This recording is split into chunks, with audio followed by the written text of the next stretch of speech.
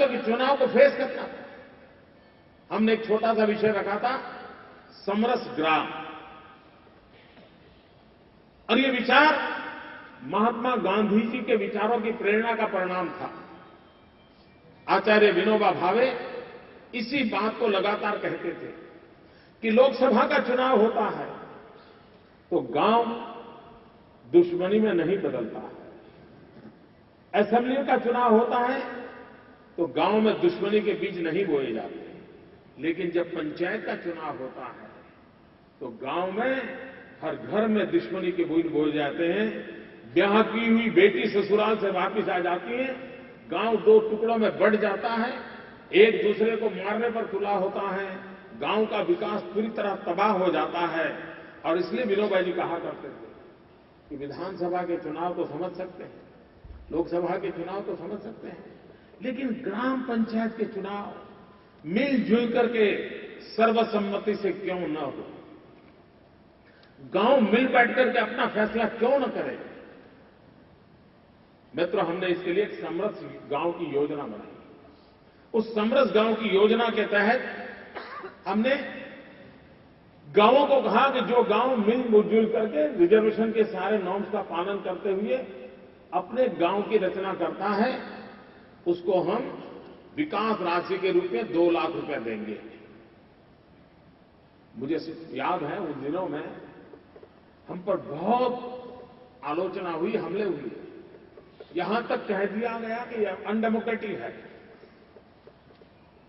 मैं नया नया था मुख्यमंत्री, चारों तरफ से आक्रमण हुआ था, सब लोगों ने इसको मौका देकर के मैदान में आए थे।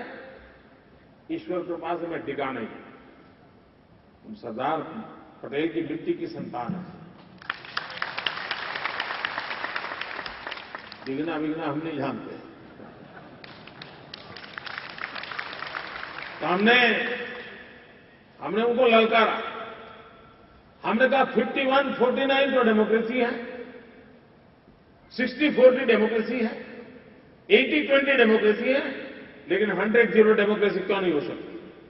वो डेमोक्रेसी का पूर्ण रूप है अगर सर्वसम्मति का माहौल बनता है। और मैं आज गर्व से कहता हूं, उस पहले प्रयोग में 45% इकाइयां ऐसी थी जिन्होंने समरस ग्राम बनने का संकल्प किया और विकास की यात्रा में जुटे उस गांव के अंदर।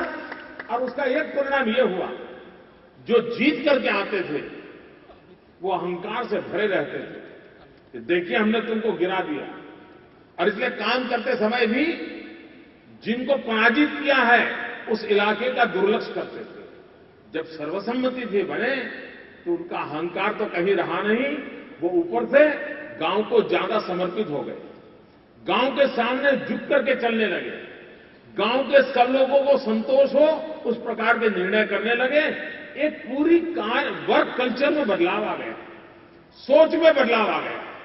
मैं समझता हूं कि और वो प्रयोग आज भी हमारे यहां चल रहा है। मूल विचार तो गांधी का था, विनोबा जी के माध्यम से प्रकट हुआ था, लेकिन आज भी गुजरात में समरस गांव होता है और करीब करीब 40-50% गांव सहमति के साथ अपना बॉडी बनाती है। इतना ही नहीं, कुछ गांवों ने